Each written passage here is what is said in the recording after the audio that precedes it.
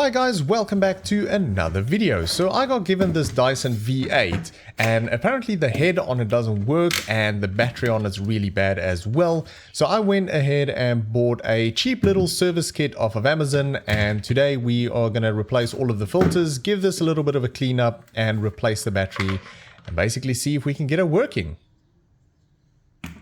Alright, let's take a look and see what we actually have here. So we have some screws, we have a filter, which would be the replacement for that one. Looks the right size.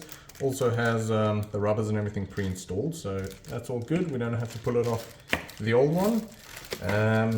We have a cleaning brush, little screwdriver, and then that's another filter. So that's the back bit on this. Didn't actually know that is another filter.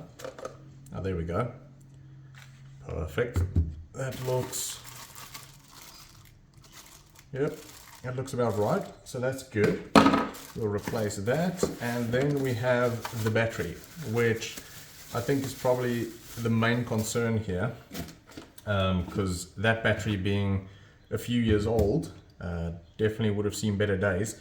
So this is supposed to be a higher capacity battery. So this is 6,000 milliamp battery. The original is 2,800 milliamp. Although they are exactly the same size, and this does feel pretty light. It would be interesting to see how much that weighs when I pull it out. But yeah, it does feel pretty light. And since they're the same size, I sort of have my doubts that it's actually a 6,000 milliamp. But regardless of that, it'll probably be better than the old one. So to put that in there, get the old one out, I think we've got two screws down here. That clip I think needs to come out, and then there's one more screw up there which will go into that little bit there, and that should drop out and we can throw that one in. So yeah, pretty straightforward. So let's give it a service. We'll give all of the other parts a bit of a clean up as well, and maybe take a look at this, see if we can take it apart and see if everything's working correctly and nothing's sort of built up in there on both sides. I think that's sort of a common spot for hair and stuff to sort of accumulate in there. Might affect the performance. So yeah, we'll go through everything and give it a nice little cleanup, give it a good service, see how she runs.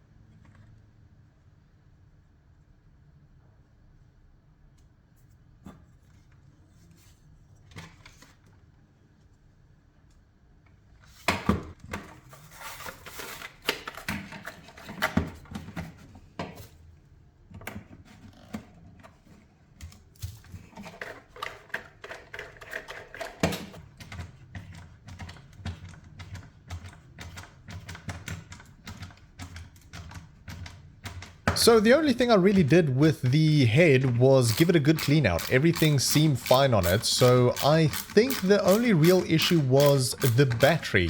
I think there probably just wasn't enough power there to make the head work the way it should, but after replacing the battery and giving it all a clean out, it was working absolutely fine.